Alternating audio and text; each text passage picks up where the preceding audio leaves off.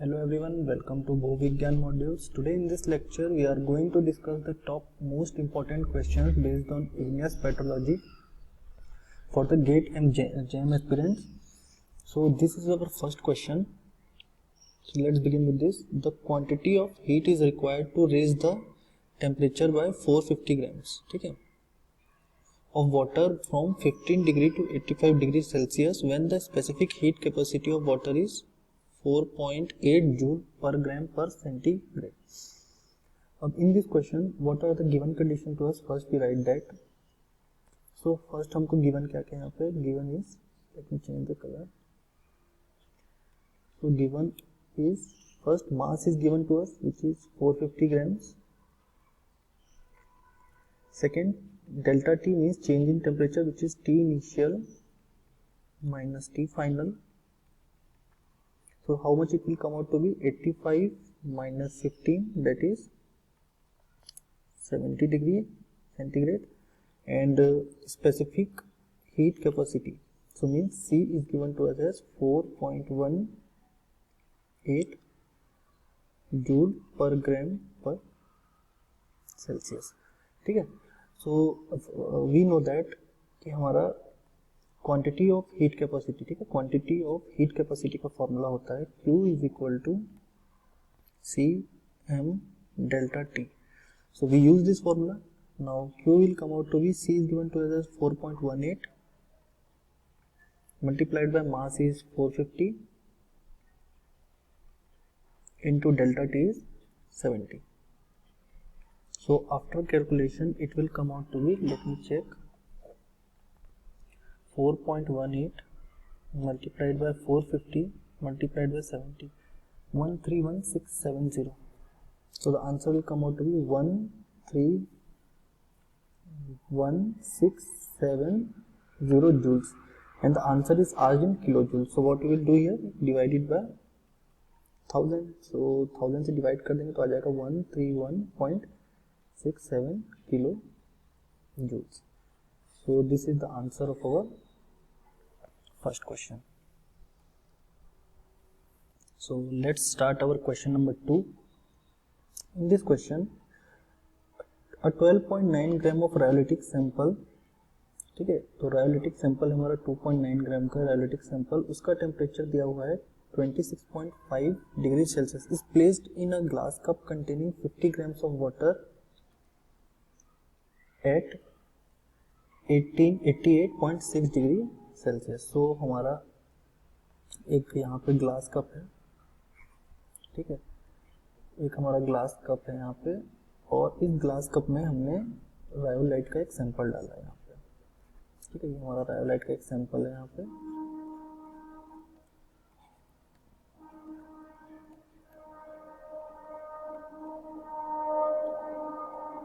और ये वाटर है हमारा यहाँ पे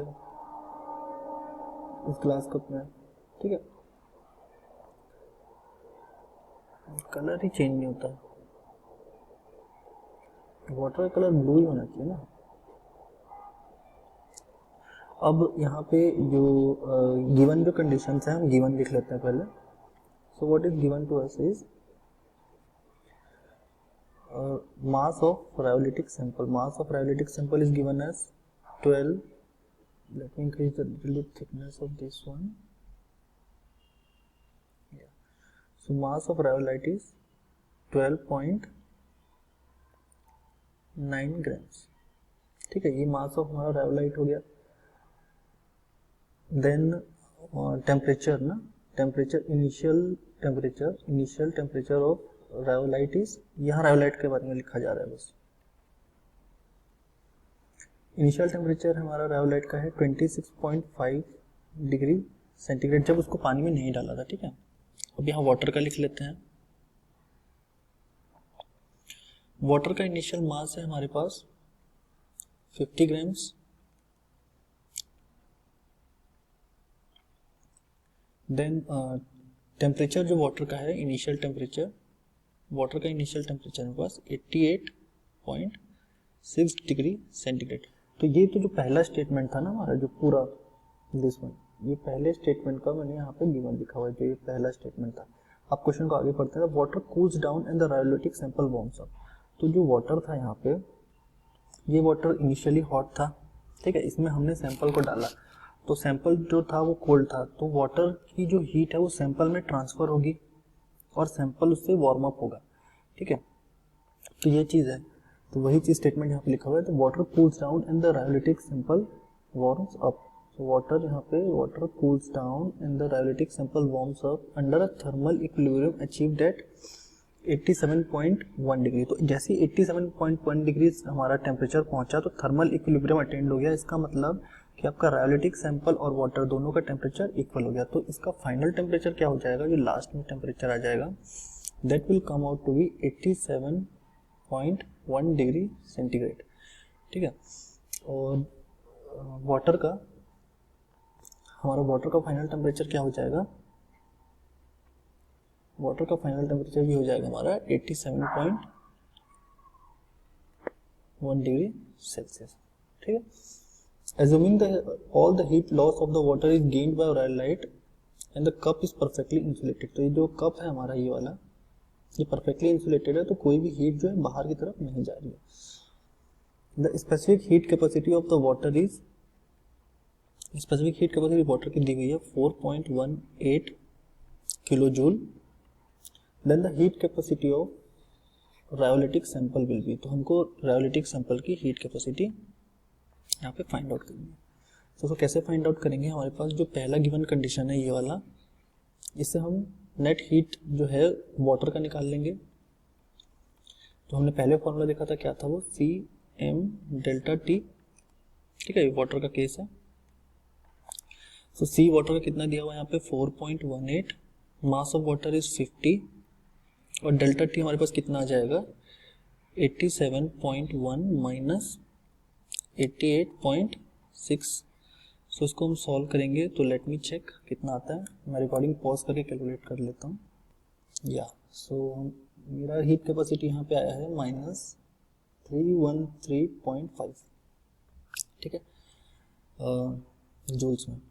अभी माइनस क्यों आया है, क्योंकि जो वाटर है वो अपनी हीट किसको दे रहा है, रायोलाइट को दे रहा है, तो इसलिए यहाँ पे ये माइनस आ जाएगा। और जो ये रायोलाइट है ये इसी हीट के क्वांटिटी को गेन कर रहा है, ठीक है। तो इसका मतलब ये जो वैल्यू है ये तो नेगेटिव में है, बट जो रायोलाइट की वैल्यू है यही वैल्यू रायोलाइट की क्या हो जाएगी आपकी पॉजिटिव में, ठीक है। अब हमारे पास QR रायोलाइट का आ गया, हमारे पास मास दिया हुआ है रायोलाइट का, टेम्परेचर दिया हुआ है, हमको CR निकालना है। तो वापस से हम वही वाला फॉर्मूला यूज करेंगे, that is Q is equal to MC delta T। तो Q की वैल्यू हम यहाँ पुट कर देंगे 313.5 is equal to mass of rhyolite is 12.9 और हमको निकालना है हीट कैपेसिटी, मतलब C निकालना है यहाँ पे रायोलाइट का, तो C we have to calculate and delta T क्या हो जाएगा आपका 87.1 minus 26.5 multiply by 87.1 minus 26.5। So after the calculation you will get the value of, यहाँ से C की वैल्यू आपकी कुछ निकल के आ जाएगी। सो लेट मी कैलकुलेट कितनी आती है।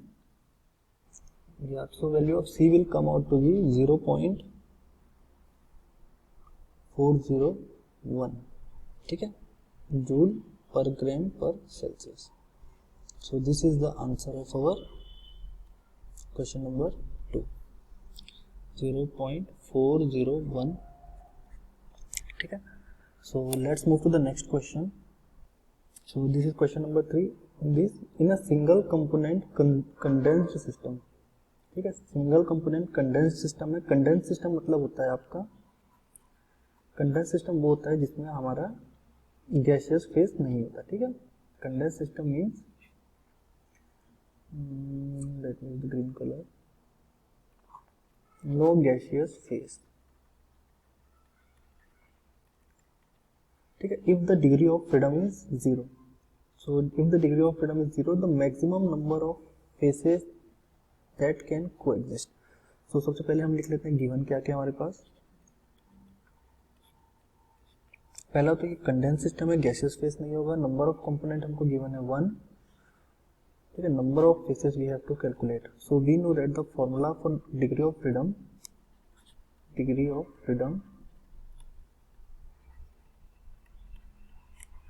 का जो हमारा फॉर्मूला होता है वो होता है C माइनस पी प्लस 1 क्यों लिया यहाँ पे, क्योंकि ये कंडेंस सिस्टम है, ठीक है।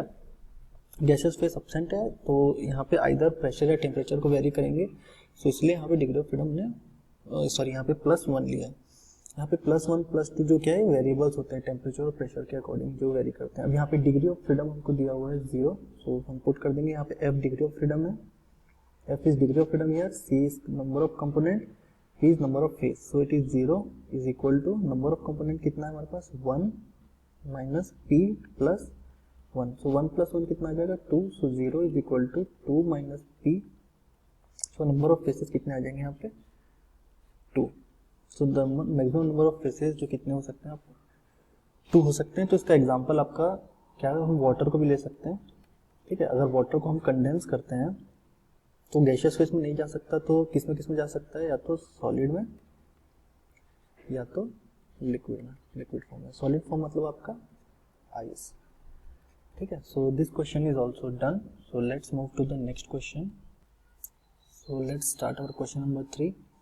इन the given question the below figure represent the pressure temperature phase diagram of H2O, ठीक है। H2O सिस्टम का प्रेशर फेस डायग्राम गिवन है यहाँ पे। So we have to calculate the difference of the sum of degree of freedom at A and D and B and C। इसका मतलब A plus D का जो degree of freedom है minus B plus C का जो degree of freedom है, that we have to find out, ठीक है। तो हम चेक करते हैं, सबसे पहले पॉइंट A पे देखते हैं। तो पॉइंट A पे डिग्री ऑफ फ्रीडम का फॉर्मूला क्या होता है हमारा C माइनस P प्लस 2 क्यों नहीं है, क्योंकि यहाँ पे प्रेशर टेम्परेचर दोनों है। सो यहाँ पे डिग्री ऑफ फ्रीडम निकालेंगे F पे, तो नंबर ऑफ कंपोनेंट कितना है यहाँ पे 1, क्योंकि सिर्फ एक सिस्टम है H2O का, तो नंबर ऑफ कंपोनेंट हो गया 1। फेस यहाँ पे क्या है आपका, सिर्फ एक सॉलिड फेस है -1 प्लस 2। सो पॉइंट A पे हमारा कितना निकल के आ गया, पॉइंट A पे हमारा निकल के आ गया डिग्री ऑफ फ्रीडम की वैल्यू 2, तो यहाँ पे 2 पुट कर देंगे। पॉइंट D पे, पॉइंट D भी सेम वैसे ही है, सॉलिड और गैस है, तो यहाँ भी कितना आएगा 2। अब हम B और C पे चेक करते हैं, ठीक है। पॉइंट B जो है आपका ट्रिपल पॉइंट पे लाई कर रहा है, और यहाँ पे कितने फेसेस हैं आपके, सॉलिड है, लिक्विड है और गैस है, ठीक है। सो यहाँ पे हम एट पॉइंट D निकालेंगे, अगर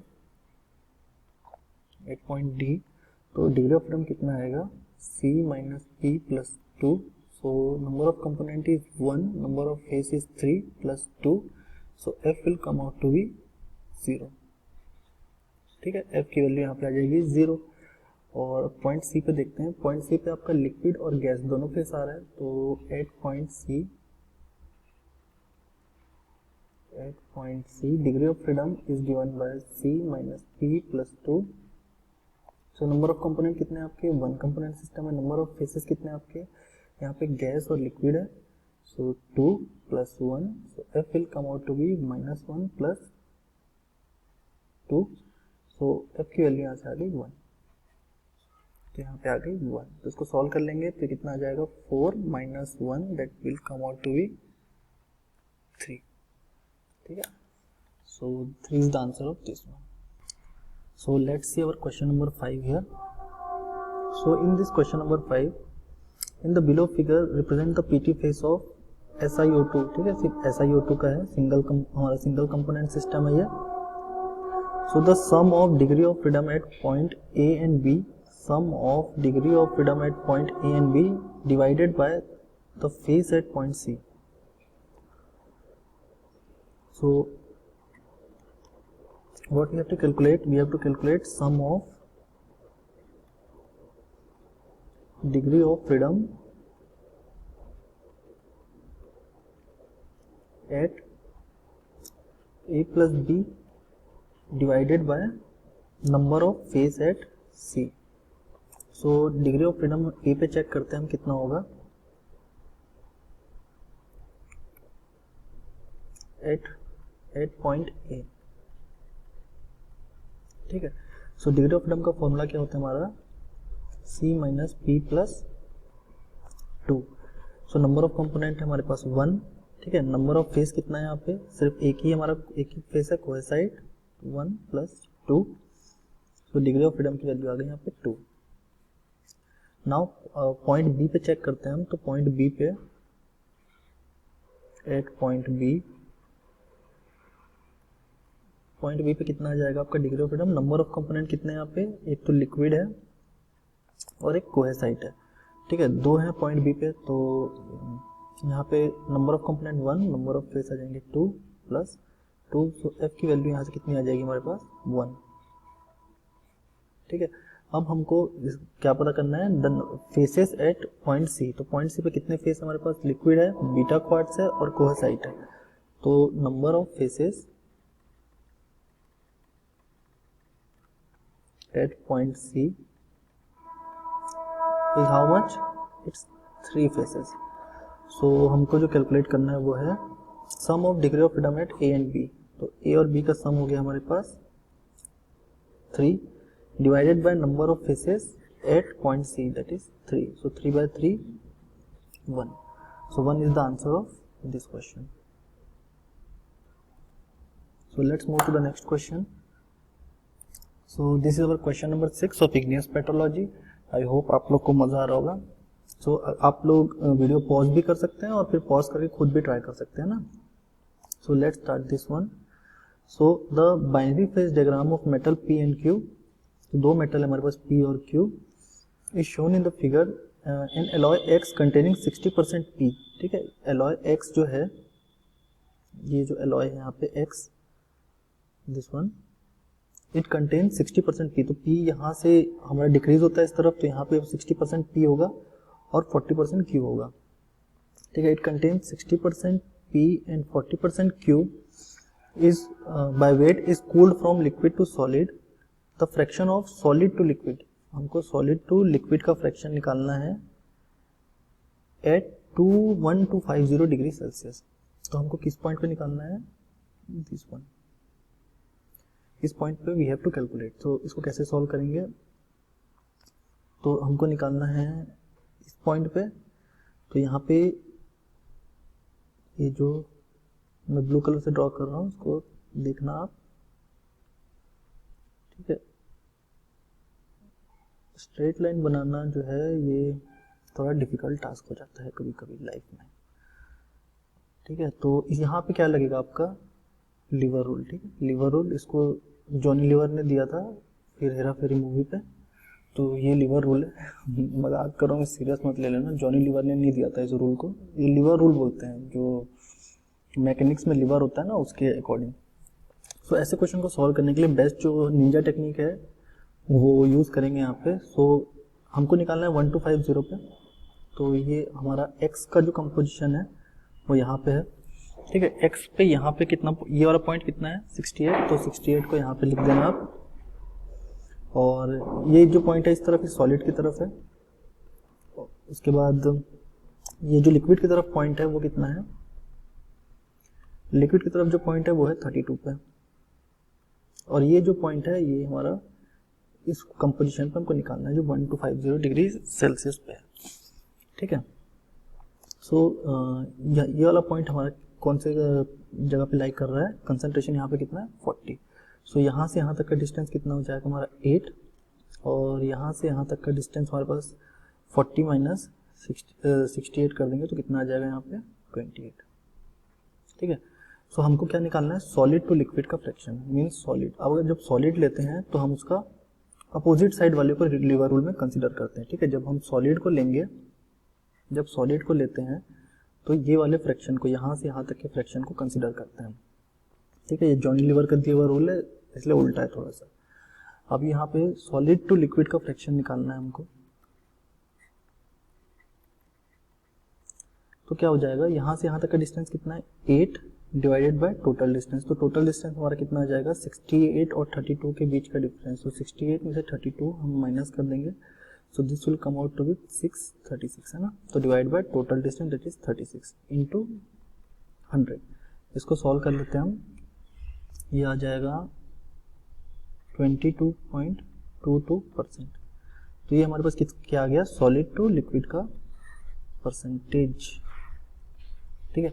अगर एग्जाम में लिक्विड टू सॉलिड का पूछता तो क्या करते हैं आप? इसको 1 में से 1 माइनस 22.22 कर देते थे, तो 78 पॉइंट समथिंग आपका लिक्विड का परसेंटेज आ जाता। So this question is also solve, our answer is come to be 22.22. So let's move to the next question. Yeah, so this is our question number 7th. I hope आप लोग को थोड़ा मज़ा आ रहा होगा देख के, नए नए क्वेश्चंस ना इंग्लिश पेट्रोलॉजी में कहीं मिलते भी नहीं जल्दी, और ये सारे मॉड्यूल्स के बेसिकली क्वेश्चंस हैं मेरे। तो आपको इस टाइप के और बहुत सारे अगर क्वेश्चन करने हैं तो आप मॉड्यूल ज्वाइन कर लेंगे तो आपको बहुत सारे और ऐसे क्वेश्चंस मिलेंगे, ठीक है। सो let's start this one. In the below figure represent the isobaric. अभी आइसोबैरिक है, आइसोबैरिक मीन्स कांस्टेंट प्रेशर, ठीक है। तो यहाँ पे कांस्टेंट प्रेशर, तो इसका मतलब जो हमारा फॉर्मूला था डिग्री ऑफ फ्रीडम का, जो हमारा डिग्री ऑफ फ्रीडम का फॉर्मूला था C माइनस पी प्लस 2 जो था, इस 2 की जगह पे अब आइसोबैरिक है तो क्या होगा, सिर्फ यहाँ पे 1 होगा, मतलब फॉर्मूला चेंज होकर हो जाएगा हमारे पास C माइनस पी प्लस 1। तो ये वाला फॉर्मूला यूज करेंगे अभी, ठीक है। Diagram of dioxide anorthite and phosphide system का यहाँ पे डायग्राम दिया हुआ है। तो we have to calculate the sum of degree of freedom at A and B by the number of phases at M. So what we have to calculate? So we have to calculate the sum of degree of freedom at A and B by number of phases at M. So this we have to calculate in the given. So let's start this one. So at point A, इस point पे हमारा degree of freedom कितना होगा, ठीक है। तो normal formula हम लगाते हैं एट पॉइंट ए पे। फॉर्मूला होता है F is equal to C minus P plus 1 आएगा। नंबर ऑफ कंपोनेंट कितने हैं, 3 कंपोनेंट सिस्टम है ये, ठीक है। दिख रहा होगा आप लोगों को 3 कंपोनेंट टर्नरी सिस्टम है, 3 माइनस नंबर ऑफ फेसेस कितने हमारे पास, यहाँ पे नंबर ऑफ फेस हमारे पास एक तो आपका हो गया फॉस्फराइट, और इस टेम्परेचर के बाद में लिक्विड भी जो है, मतलब लिक्विड से फॉस्फराइज क्रिस्टलाइज होना स्टार्ट हो जाता है। तो नंबर ऑफ फेसेस यहाँ पे आ जाएंगे हमारे पास 2 प्लस 1। सो F की वैल्यू कितनी आ जाएगी यहाँ से 2। सो ये हो गया एट पॉइंट ए। अब हमको क्या निकालना है एट पॉइंट बी, ठीक है, मीन्स ये वाला पॉइंट यहाँ पे। अभी एट पॉइंट बी पे देखते हैं डिग्री ऑफ फ्रीडम कितना आता है एट पॉइंट बी। तो पॉइंट बी पे लगा देंगे F is equal to C minus P plus 1। Number of component हमारे पास यहाँ पे 3। नंबर ऑफ फेसेस कितने आपके यहाँ पे, डाइऑक्साइड, फॉस्फराइट और liquid. So number of phases भी हमारे पास 3 प्लस 1। F की वैल्यू आ गई हमारे पास 1।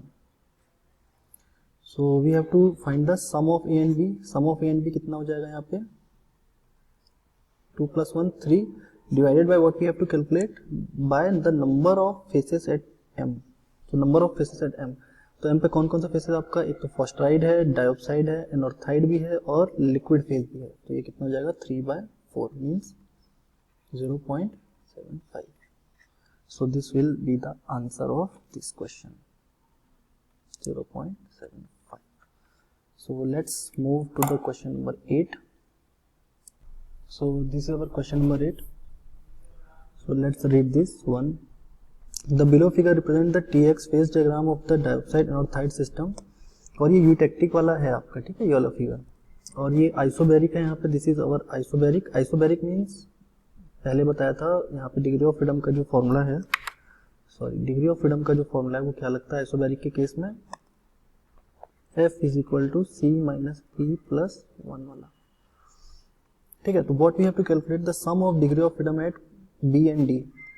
तो we have to find out sum of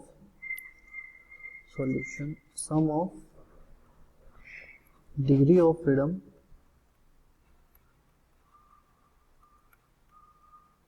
at B and D।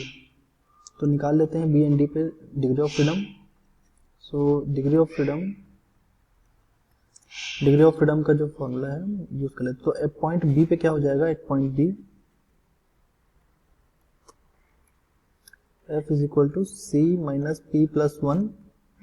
So number of component है हमारे पास 2 कंपोनेंट सिस्टम है 2।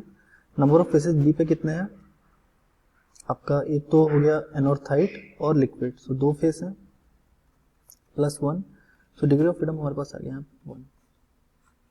ठीक है, अब डिग्री ऑफ फ्रीडम डी पे, ये तो एक यूटेक्टिक पॉइंट है, यूटेक्टिक पॉइंट पे आपका डिग्री ऑफ फ्रीडम की वैल्यू कितनी होती है 0।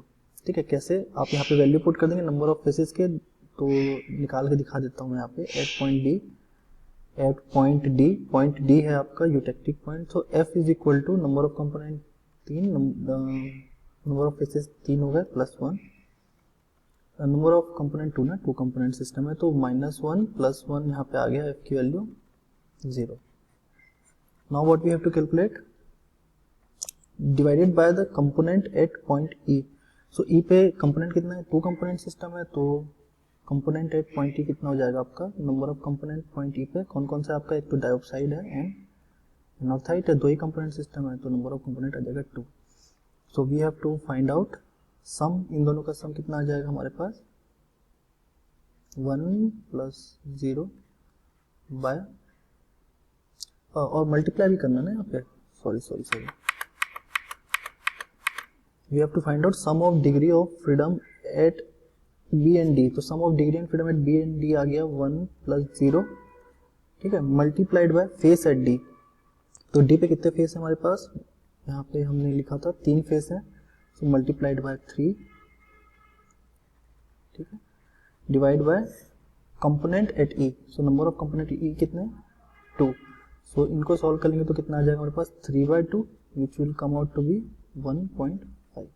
सो क्वेश्चन को थोड़ा ध्यान से पढ़ना, ठीक है, तो आंसर कितना आ जाएगा यहाँ पे हमारे पास 1.5। आई होप आप लोग को थोड़ा एंजॉयमेंट हो रहा होगा इस वीडियो को देख के। So let's move to the next question then. So this is our question number 9। Granitic rock undergoes a batch melting के थ्रू प्रोसेस हो रहा है, बैच मेल्टिंग बेस्ड क्वेश्चन है। Such that the ratio of liquid to solid concentration is 2:1, assuming 2% of the partial melting. ठीक है, 2% of the partial melting, the distribution coefficient of the melt is equal to, so हमको यहाँ पे distribution coefficient melt का, so let's start this question. So solution here, हमारे पास formula क्या होता है बैच मेल्टिंग केस में, Cl/Cs is equal to 1/kd, जो आपका डिस्ट्रीब्यूशन कोफिशिएंट है, प्लस 1 - kd मल्टीप्लाइड बाय आपका पार्शियल मेल्टिंग f। ठीक है, put the given values here, so 2:1 liquid to solid का रेशियो दिया हुआ है 2:1, so it will come out to be 2/1 is equal to 1 upon, let's take kd as x, let's kd भी x, कौन kd लिखेगा बार बार, so this will be x plus 1 - x and this is 2%, so here we have plus symbol, plus 1 - x into 0.02, so we have to find the value of x here from here. So let's solve this one. 2/1 is equal to 1 upon x plus bracket open कर देंगे तो ये जाएगा 0.02 minus 0.02x। ठीक है, सो x से यहाँ पे सब्ट्रैक्ट कर देंगे इसको, so this will come out to be 2/1 is equal to 1 upon 0.98x plus 0.02। ठीक है, तो इसको यहाँ ट्रांसपोज कर देंगे हम, 0.98x प्लस 0.02 इक्वल टू 1। यहाँ से x की वैल्यू फाइंड आउट कर लेंगे, so let me use the calculator. Okay, let me pause the recording and calculate this one. Yeah, so the value will come out to be around, let me wait, so from here I am solving here, so it will come out to be 1.96 plus 0.04, so this will be 1.96, x is equal to 1 minus 0.04, 1.96 x is equal to your 1 minus this will be 0.96. okay, so this is 0.1 yeah, so x की value will come out to be 0.96 divided by 1.96, that is x is equal to 0.489, so approximately 0.49. so ये हमारे पास आ गई किसकी value, kd की. This we have to calculate. So this question is also done. So this is the last question of the lecture, and this question came in your GATE exam. ठीक है, gate में आया हुआ question है. I guess 2018 और 19 में this question appear.